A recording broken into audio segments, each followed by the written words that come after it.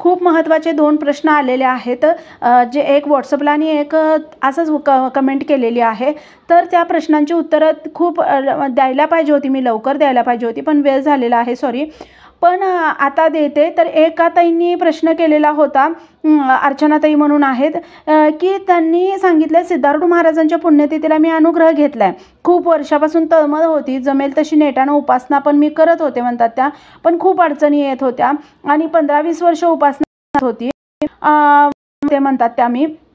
आणि सिद्धारूढ वैभवचे पारायण केले आणि माझा अनुग्रह झाला म्हणतात त्या. पण मी बेळगावला जेवायला गेले, अनुग्रह घेतला, पण मला खूप त्रास झाला, मन खूप अशांत झालं, निगेटिव्ह विचार खूप आले आणि मला तिथं झोपसुद्धा लागली नाही. असं का झालं असेल असं ताई म्हणत होत्या. तर मी अगदी सामान्य आहे, तुमच्यासारखीच आहे, पण आईंच्या कृपेनं मला जे वाटतंय ते मी तुम्हाला सांगायचा प्रयत्न करते. तर मी तुम्हाला सांगते, आता तुम्हाला हे असा अनुभव आलेला आहे. पुढच्या वेळेला ज्यावेळेला तुम्ही ह्याला जाणार आहात, बेळगावला जाणार आहात, तर त्यावेळेला तुम्हाला एक गोष्ट सांगते, तुम्ही आधी हुबळीला जा. हुबळीला आधी महाराजांचं दर्शन घ्या, सिद्धारूढ महाराजांचं, आणि मग बेळगावला येऊन आईंचं दर्शन घ्या. आणि दुसरी गोष्ट म्हणजे हुबळीला जाईपर्यंत आणि तुमच्या घरापासून म्हणजे तुमच्या इथून हुबळीला बेळगावला जाईपर्यंत उपासना, म्हणजे उपासनेची वेळ असेल, सायंस्मरण, प्रातस्मरण कशाची वेळ असेल तर ती उपासना करा, किंवा नामस्मरण करत, म्हणजे अगदी मोजकं बोला, किती अगदी महत्त्वाचं जेवढं असेल तेवढंच बोला. जाताना तिथं पोहोचेपर्यंत, दोन्ही ठिकाणी दर्शन घेईपर्यंत नामस्मरण करतच तिथंपर्यंत जा. आणि येतानासुद्धा तुमच्या घरी येईपर्यंत खूप मोजकं काय महत्त्वाचं असेल तेवढंच बोला. आणि घरी येईपर्यंत दुसरं काहीही न करता उपासना किंवा नामस्मरण करतच घरी या. ही गोष्ट फॉलो करा. बघा, तुम्हाला खूप चांगलं ह्या वेळेला गेल्यानंतर वाटेल, मला पूर्ण खात्री आहे. हे आईनीच म्हणजे मी माझं सांगत नाही आहे, हे आईनीच असं सांगायला लावलं असेल तुम्हाला, असं मला वाटतंय. तर तुम्ही या वेळेला गेल्यानंतर नक्कीच चांगला अनुभव येईल. तुम्ही बघा हे करून.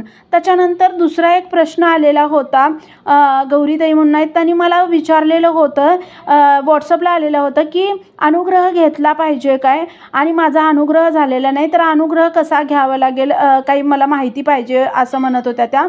तर आणि अनुग्रह झाला पाहिजे का, असं त्यांचं मत म्हणजे म्हणणं आहे. तर होय, अनुग्रह हा झालाच पाहिजे. अनुग्रह नसेल तर तुम्ही एखाद्या शाळेत जाऊन बसलाय, तिथले शिक्षक दुसऱ्या मुलांसोबत तुम्हाला शिकवणार, हा अर्थ झाला. म्हणजे तुम्ही तुमच्या शाळेत दाखला नाही आहे, पण तिथले शिक्षक तुम्हाला काय करणार, इतर मुलांसोबत शिकवतील. पण ज्यांचा दाखला आहे शाळेमध्ये, त्या मुलांकडं जितकं त्यांनी हे करतील तसं तुमच्याकडं नाही, तसं तुमची जबाबदारी त्यांनी नाहीत घेणार. तसंच आहे, गुरूंच्या शाळेत अनुग्रह घेतला म्हणजे तुमचं शाळेत पूर्ण नाव त्यांचं शाळेमध्ये हे झालं, दाखल झालं, असा अर्थ होतोय. तर ह्या अध्यात्माच्या शाळेमध्ये जर नाव घालायचं असेल तर अनुग्रह हा झालाच पाहिजे. आणि अनुग्रह खूप महत्त्वाचा आहे, त्याशिवाय आपण पूर्ण जबाबदारी माझी घ्या असं आईंना म्हणू शकत नाही. दुसरी गोष्ट म्हणजे अनुग्रह घेण्यासाठी काय करायचं, तर तुमच्या शेजारी जे मंदिर वगैरे असेल तर तिथं तुम्ही जा.